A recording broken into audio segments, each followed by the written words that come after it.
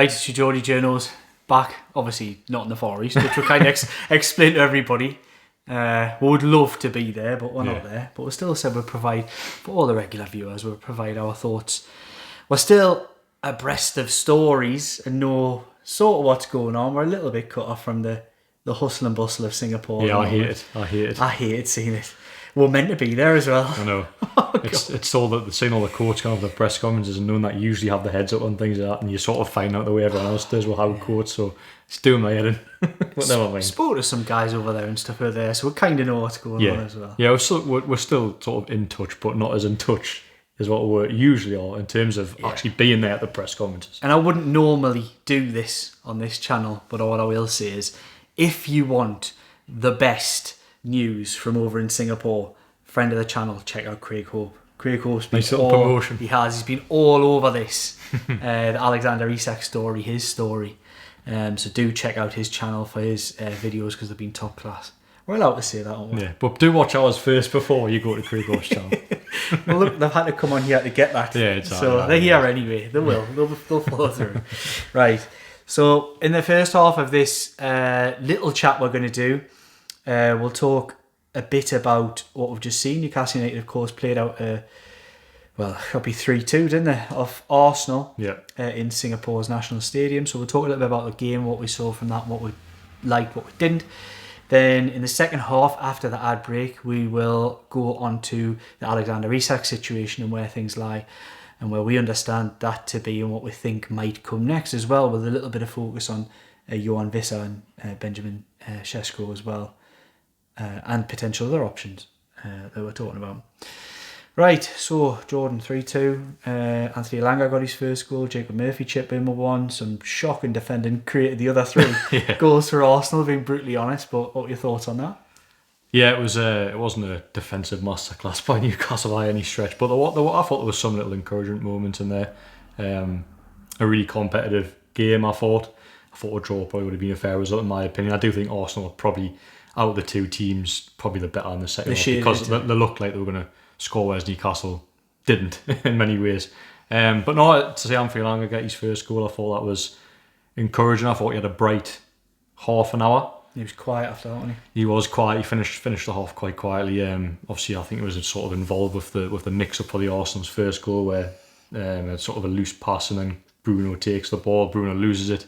Arsenal surge forward, make that rain on the edge of the box. But I thought, he's finished as much as he probably couldn't do that ever again. I think he could try that finish 20 times again, never do it. It was a massive scuff, but I was actually really encouraged the fact that he was in that position. You call it was quite clever in the way that he sort of came out from the box and waited for the ball to come to him. So I thought it was really clever movement from him. There was flashes of sort of his rapid pace. So I was infused by that. I thought Alex Murphy felt for him, I thought, of that goal. Yeah, but I actually thought he had a really good game. He did. Really good half, shall I say. He was great to that point, and then his confidence went. Yeah. So I felt for him a little bit, but look, it's a tough level to learn at. He's going to have to get better. Yeah. But there's definitely a player there, isn't there, in some sort. Yeah, absolutely. I'd say I thought he, in relative terms, kept Bukayo Saka quiet. Just a bit of madness trying to. I think he got stuck what he was trying to do when the ball came across the box, and he ended up producing a great finish. And he's just got to guide that. He's just got to guide it behind for a corner, hasn't he? And it looks like has he half thought, I'm going to hook it back where it's come from. Yeah. Not a good decision at all. On his wrong foot, and he's just got himself in a complete mess. But yeah, for me, was there much in that game? You know what? I was quite pleased to see. I was concerned. You guys were up at Celtic. I didn't see that game because I was off at the time. But all your reports, read other people's reports, I was really concerned about today. I thought this could be concerning, knowing the wider context around the football club as well. But I thought, they held their own. I probably, if you'd said to us before the game, you'd get a lot of players get good run outs, and you would only just narrowly get beat off Arsenal, I wouldn't have complained. I was more concerned that if they'd gone out there and got beat 3-0, heads were dropping and that kind of thing, which they didn't. It wasn't that today. No, it was caught. So that's the positive I've really taken from it. Yeah. The squad's not good enough. I think we all know that, but we knew that before today. We knew that before last week. And we've known that even last season. They're desperate for getting bodies in. Eddie Howe in the post match seemed to say that as well. That There's a strange use of a term. He keeps talking about deluded. Which is twice now. Has he seen that? Has he seen somebody call them that? Or Yeah. it's a not weird on this channel. No, it's not us. It's a weird one for him to keep bringing up, deluded. Yeah, because he mentioned it at Celtic, didn't he? Yeah, he used it in a different. He's talking about a different topic at Celtic. He was asked about the finances involved in transfers. Whereas this time it was, well, we're not deluded, we know we have to go and strengthen. Yeah. So maybe it's just his buzzword. We all have them. We do from time to time. It just sort of sticks and keeps getting used. No, but I thought, I'm trying to think of any other brightish performances. I mean, you could say Harrison Ashby was half decent off the bench, probably should have scored, but realistically, he's probably not going to make it at Newcastle United. I'm trying to think, was there any other concern about Sven Botman? But according to Craig Hope as well, he suggests that he's spoken to a couple of people in around the dressing room. It doesn't seem to be just a bit of precaution, which is a good thing. Yeah, it wouldn't have came off if it was a competitive. But it's a worry game. though. Yeah, there's a worry. It's all the time now. There was a suggestion it was a groin though. Groin, aye. Which it's probably little bits that you know. It's like building up that strength again, isn't it? He's just got to get the games in the legs to build up the muscles and the strength and just that football strength again. He needs to build it up, and it'll be the same with Jamal Lascelles, who had a good decent-ish 45 minutes. I think one of the big things that stood out for me, and I don't want to be too critical because, like I said, I actually took more positives than negatives from the game. But obviously, if you're going to dissect what I saw, it really. I don't think Newcastle United are going to sign a goalkeeper this summer. I don't think that's going to happen. Yeah. What I'm led to believe anyway. But I think that game proved, Christ, can they not play from the back with Nick Pope? I mean, even if you just hope that, can they get by? I know we have different opinions on the level of Pope, and I think he's a great shot stopper. Makes a great save from Bukayo Saka, but if he could pass a ball, he wouldn't have had to make that save because it was him who started the panic. He's pinging balls into the box in the second half into Joe Linton, who was already marked. I mean, we all know you don't play Joe Linton. You do not want Joe Linton facing your own goal. No. Taking a ball. It is not what you want from him. Pinging balls out to Botman, like nearly putting him out of play. First one, he pinged one head height out to Alex Murphy in the first half. It's like, Christ. It's glaring. And I think everybody out there is realistically going to have to get used to that again. It ain't going to change because Trafford was the man, it was the one that went for. I revealed that they did speak about the fine. They inquired about Lucas Chevalier. I talked about that last week on one of the videos. Didn't I? It was this week. Yeah. The money was too much for them, and I can't go into details of what part of the deal, but the deals are multifaceted in different parts of it. That Chevalier thing was a no-go. It looks like he might well be going to PSG anyway. Yeah, strong suggestion. He's going there. So Nick, I think we're just going to have to get used to Nick Pope. Not used to him anyway, but you're just going to have to. There's going to be a lot of this. Opposition managers are going to target it because he cannot play out from the back, and it's just something that's going to hold Newcastle United back for another season, I think. I mean, do you hit a point in the season if this continues where you have to bring Martin Dubravka back in? Because I think if you're looking at the two goalkeepers, Martin Dubravka's far superior with his feet. Yeah. I mean, it's not the ideal sort of choice, but I think, as you've mentioned there, I think it's pretty obvious that Newcastle aren't going to go and sign a goalkeeper this summer. No. List of priorities, I think you might watch today's game and think, actually, the signing a goalkeeper is an absolute priority above X, Y, and Z, whatever, centre-back, striker and all that. But I don't think goalkeeper is a priority still.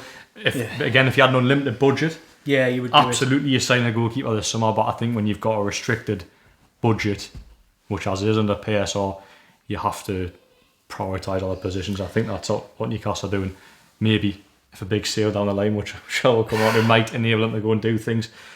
They might look to sign a goalkeeper then, but I just think there's other priorities. Yeah, I still don't think, from what I've understand it to be, I don't think that'll be something to go for.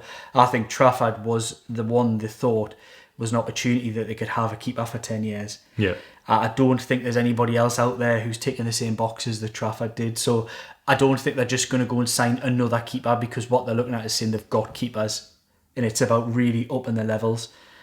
And I don't think they really think that, unless there's a player comes available, that there probably isn't anybody doing that out there for them.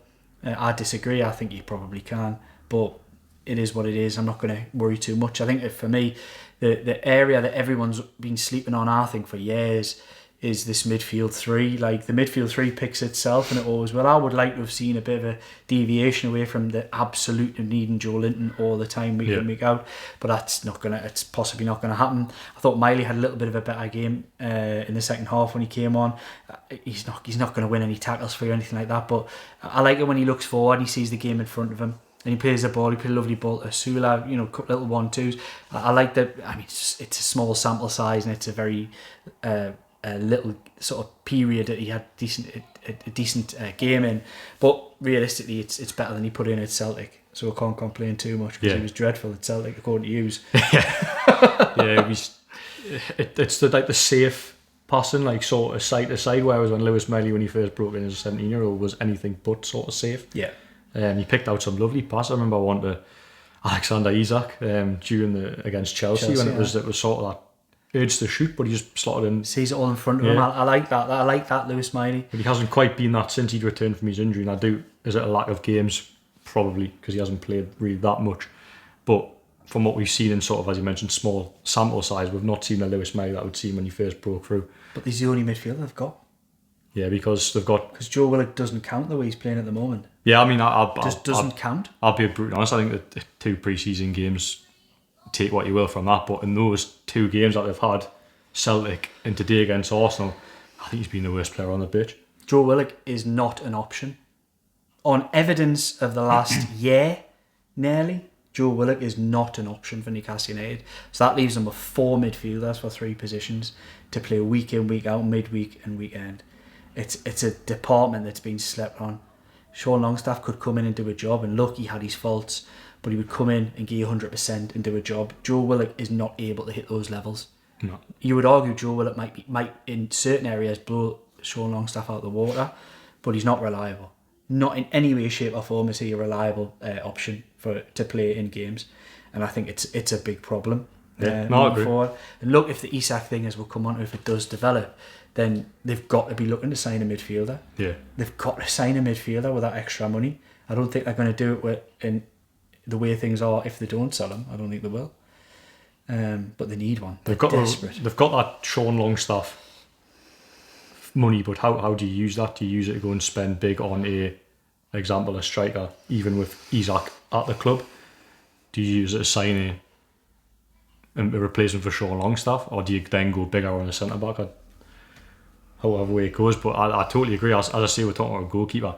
It is a priority. Don't get us wrong, but we're talking about positions there: centre back, striker, and midfielder. For me, where they have to strengthen. It's that argument you brought up a few weeks ago, which is absolutely spot on and still stands to this day. They actually have numbers as a goal, and it's centre half, but it's a lack of quality.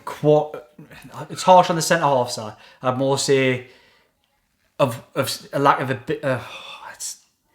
a lack of skill set that they require. So at centre half, they're getting older, and they need younger replacements with a bit of pace and able to do the man for man stuff and be able to get back in. They're lacking that.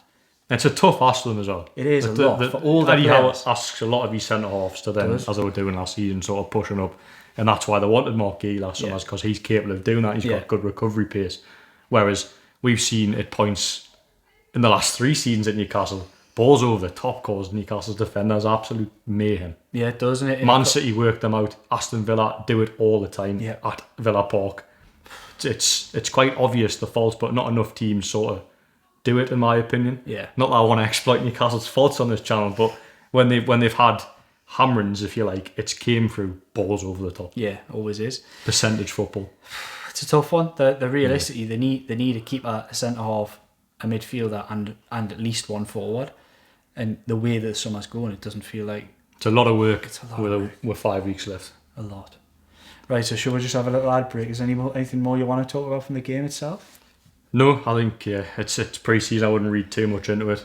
Yeah. Couple of other performers or people I probably mentioned. Jacob Murphy obviously scored. Yeah. Was the brightest Newcastle player on the pitch. I actually thought Sean Neve did really well in these 15 minutes. Yeah.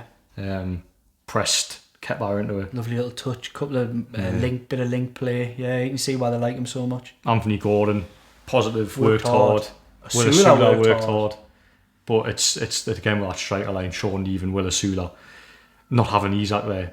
having them two as your senior strikers in essentially an all Premier League match is a big concern, which we'll come on to in the next part of the show. If Newcastle play Aston Villa tomorrow, what is your front three? I think you play Anthony Gordon down the middle. You do, don't you? I was just going to... That's exactly what I would say. Gordon's your man in the middle, even though they never win when he plays there. And then you play Murphy and Alanga, probably. Or Barnes. Barnes. Yeah. Barnes and Alanga. Or Murphy, based off today anyway. Yeah. I think Murphy's probably still... Alanga plays both sides as much as he he's been does, signed as a right-sided player. Me personally, I'd play Gordon, I'd play Alanga on the left, and I'd play Murphy on the right. Just hope to catch on the break. That'd be great. Actually, against Aston Villa, that would be great. we love a ball over the top against them. Anyway, right, we'll have a little ad break now. Brawler sponsors details do check down below, and then after, stay tuned because we'll be talking a little bit more about the Alexander Isak situation and where we understand moves for Benjamin Sesko and Yoane Wissa. Comply IT Limited. Worrying about disposing of your old IT equipment? Don't be. Comply IT handle everything. Secure collection, detailed tracking, and certified data destruction. That's Comply IT Limited.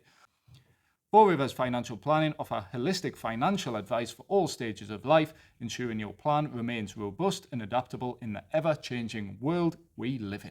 Right, and that was the ads. I was going to try and think of another little quip for Dom there, but I couldn't think of one. Let him enjoy his time off. We don't need the little... It was really nice for him to pop in and talk her through the sponsors, though, wasn't it? Yeah. While he's away on his honeymoon. Yeah, no. It was lovely of him. His lass is getting sick of that, like. Yeah.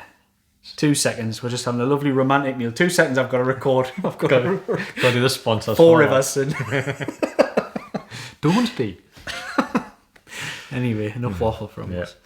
Right. Alexander Isak. Eddie Howard, big update, didn't he, after the game? Yes. No chance of Alexander Isak linking up with Newcastle in Seoul, South Korea. Strong word, that. Words. No chance. No chance. So, is it a surprise? Probably not asked the question earlier on the week if there was a chance. I mean, it wasn't a definitive answer, but I think given that Martin Dubravka then, the club revealed that Martin Dubravka would be linking up with the squad, I think it was very telling that they didn't give the same answer for Alexander Isak. So, still insisting it's a groin injury, but obviously, of course, reading between the lines, it's not just a groin injury why Alexander Isak is not on this trip. Thigh. You're obsessed, it's his groin. I'm obsessed. I'm totally obsessed. We were getting slaughtered. Did you notice? Can you feel Liverpool fans are going on saying, you can't even get it. It's all my fault. You have been told different things. I'm like, well, I haven't. It's just he keeps saying groin. it's because... I'm just going to leave that in. Just leave it in, doesn't matter. I think people like this sort of personal side of us. I suppose it's sort of the same thing, but I think it's because he had a groin injury last season. We're just insisting. I think even the last season he had a groin injury. It's always been a groin. You're determined to get his groin injured, like. Right. See where he ends up. We'll see where he ends up. But yeah, sorry. The official reason that Alexander Isak is missing because of a thigh injury, but I think we all know. Yes, that isn't the only reason why he's missing. No. Eddie Howe, before the Arsenal game, spoke about Alexander Isak's situation, confirmed that the club had a decision to make. He still said that he was hopeful that the player would stay, but I think coming on to what you've written today as well about the Luis Diaz situation and potentially going to Bayern Munich, I think once that deal is done, I think Liverpool come and test Newcastle's resolve, and that's when they've got a proper decision to do. I think it's the final domino. I think once they get that money through from Bayern Munich, I think it just frees them up to attack the Isak situation. I think this week will develop in that manner. Yeah.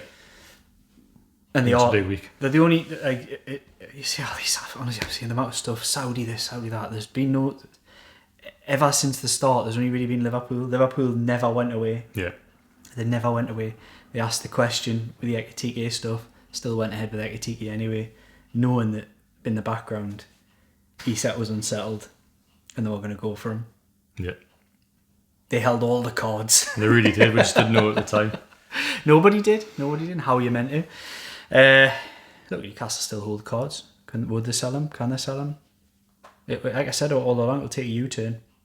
They've been really strong and they're still strong now that he's not for sale. But as I say, I just think when that bid arrives and you've got an unhappy player, I just think it does give you a massive decision, and only the club really know by speaking to the player what the right decision is to make. But I think looking in from the outside, sort of looking in, if you like, the player, if he's unhappy in a British record bid arrives and it gets close to Newcastle United's valuation, then realistically, why would you want to keep a player that realistically doesn't want to be here? Or if he does stay, we'll be having the same conversations in 12 months' time. It just kicks the can down the road, and I'm not really keen on that. I think what this summer's taught me is Alexander Isak is not going to be at this club forever, not going to be at this club for long term. So if it's this summer or next, and what we're sort of waiting for, that's my view on it.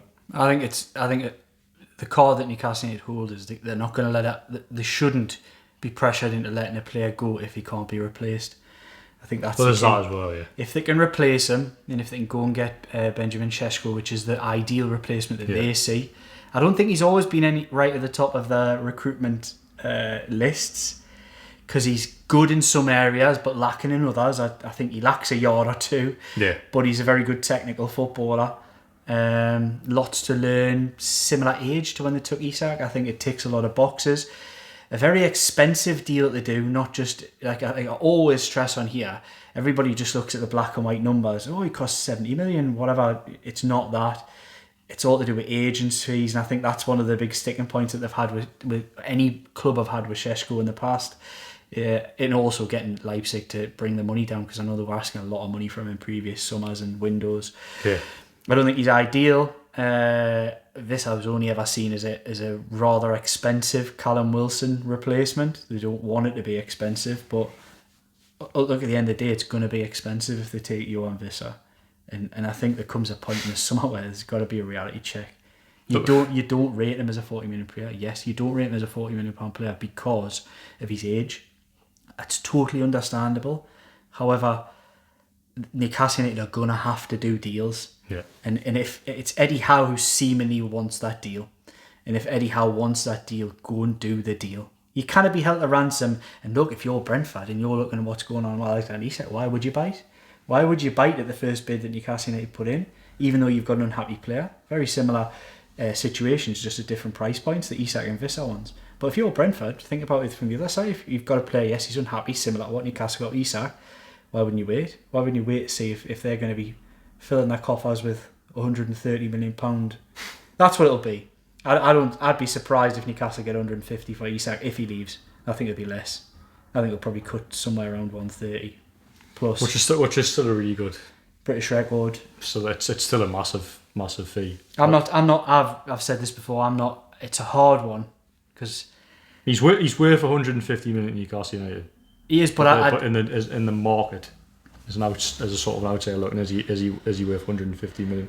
I'm still not 100% he goes, because I'm not certain Newcastle United can do what they need to do. If they can quickly work it where they can realise they can get Sesko and they can get a broad agreement with Brentford on Wissa, they're still at the table. I've seen conflict reports in it's not going to happen, whatever. I've never heard anything to contradict Newcastle on still at the table. I put a tweet out yesterday. Conflict reports, obviously, about fees, numbers. I'm led to believe that they want more than 40. I don't know what that exact number is, but they want more than 40. And fair play to them, they don't want to let a player go. Newcastle United want 150 for Alexander Isak. I don't think Liverpool value him at that. So it's just the same situation at different price points. I don't think Brentford will get what they want for Wissa. I think they'll have to go a bit lower, and I think Newcastle will be the same with Isak if it happens. But I don't think Newcastle United need to sell Alexander Isak just because he's unhappy. There's been there's been similar situations in the past where that clubs have held on to their players with agreements, etc. That things will move in the future. I think it's a tough one for Isak to come back from. I really do. Yeah, that was sort of in part what I was trying to. You're right. I totally agree. Like you can't really sell him if there's not a contingent plan in place. But I think ideally, if you can get the contingent plan in place now, you would look and go, look, he's probably unhappy. He's expressed a desire to leave. Again, if he's not going to go this summer, it might be next. So we'll just do a deal now if Newcastle are in a position to do that. One of the interesting dynamics about it is that obviously that was a reasonable surprise to everybody, the way that this week, the last 7 days was played out. Yeah. But one thing that people don't think about is the stuff behind the scenes. So I think a lot of people, even I, was sort of half thinking until I really thought about the situation. Thinking, how does this impact the team and the players and whatever? And it realistically hasn't impacted them at all. But that's for a reason. That's because it's just like any workplace. Just because they're footballers, it doesn't make it any different. Yeah. There'll be lots of people in that dressing room already knew this was going to happen. There'll be lots of people in the dressing room already have known how peed off he's been over the last year. He's got good friends in that dressing room. He's popular. They will have known this was going to happen. So they'll not have been sitting on Thursday going, he's not. Where is he? He's not on the plane. What's going on? Like what kind of everybody else was. They've known this was going to happen. So it probably hasn't had the stark impact apart from taking the best player, goals, etc. out. But they'll have been more mentally prepared for that to have happened than what anybody else would have been. Yeah. So I don't think it's probably had this big an impact, particularly on the squad dynamic, as what some would suggest. There's talk that he's been unhappy because he was promised a new contract by Amanda Stavey, which I don't really buy into this because you've been promised a new contract by someone that isn't there anymore. So you've been promised something by your old boss, and now your old boss has left and you've got a new boss. And then you're not getting what your old boss promised. Are you paid off for the new boss because the old boss said something else? Yeah, I'm a bit... Look, I get it because it's the same football club and really it's the same ownership. But if you are promised that by Amanda Stavey is gone, then can you really be that? Can you really use that as an excuse to be, I'm annoyed and I want off? I mean, again, it's the same ownership, but I just think he wants to go. I think he's probably known that for, as I say, probably a while because he knows, as we go back to the point where he's probably a footballer that's just outgrown the football club in terms of where he wants to go in his career in the money that he can get on offer. Because if he goes to Liverpool, he doubles his wages and not triples them. Yeah, he doubles them. And Newcastle cannot reach that figure. And Alexander Isak, as a footballer, I feel he deserves, say, 300 grand a week. And I would probably agree with that. But as I say, by demand that from Newcastle United, you're pricing yourself out of staying here. Yes. I think he knows he's doing that as well. He does, yeah. I think that's quite obvious. That in talks and negotiations that I've had in the past, and Eddie Howe said in his press conference this week, there isn't any going on, which doesn't surprise. I think all roads point towards an exit, but I do think the important part here is that Newcastle United I think they'd be mad to let him go if they couldn't get, and I don't mean Yoane Wissa is not the replacement. That's a separate deal altogether. Yeah. If they can't get the top end elite or potential elite prospect to come in and replace Alexander Isak, then I think they're really dicing with death this season because the squad is threadbare anyway. Yeah. Even if Isak stays, they still need 4 bodies to compete. They're not going to be able to do those deals in 5 weeks. It ain't going to happen. It might happen if they're loaded with the Isak money, but they're going to have to spend a good chunk of that anyway. They're going to have to work at a pace that they haven't done for a long time. Yeah, which is which you can think, I always say that when there's time that's up, so it makes you think you can do it, but based on 1st January, the first transfer window is the only time they've ever acted with a huge degree of haste. Yeah. In 31 days, they got 4 deals done. 3. I think it was 4. Yeah. Ben, Bruno, Trippier. Uh-huh. Yeah. 4 deals. They've never done anything like that since at that kind of speed. So get your act together. It's going to be regardless. The Wissa one, I think they want to sign him regardless of Isak's situation. It's Wissa, and then if Isak goes, it's a replacement for Isak. I don't think the club value him at the money that Brentford want for him. But no, again, which I understand. I understand that he turns 29 in September, but I think at Newcastle are at the point now where you've got 5 weeks left to transfer window. You need a striker. If Eddie Howe thinks he's the man that's going to come in and help the team, then find a deal to do. Yeah. Okay, I just accept that you've got to pay maybe more than what you value the player. Yeah. Because ultimately, if you don't, then you risk going into a season where you don't have another backup striker to Isak if he stays, or a backup striker to a Isak replacement. Yeah. It's a mess, mate, but it's not getting any less messy. It's only going to get more so this week, I think. Yeah, it'll be another big week, I think. What I was going to say to the viewers before we cut and run is, we're not, of course, in the Far East, for reasons that I've explained before, that our company got taken over and all travel for us in particular got cut. So the world's biggest football story, we're not there. But we're still trying to cover it. And if you do still appreciate our words, our videos from here, if you still want us to continue, do let me know, because me and Jordan will talk about this. We'll jump on as many times as you guys want us to, because we value everything that you guys do. And if you do want an in-depth analysis of the real inner workings, just jump on Craig Hope's channel because he's got it all covered. He's the man over there. Yeah. I don't think there's any other particular YouTube channels over there, is there? Not any prominent YouTube channels, I don't think, no. I like Keith. Keith is good. Keith Downey. Was Keith there? Not there. He was at Hearts, wasn't he? Aye. Covering the Sunderland story. Yeah. He did well, didn't he? Yeah. Yeah. Okay, no. No, right. He's got us on the ban. I can't talk about anybody else on this channel. No, you can, but within the reason. No more digs, right? No, exactly.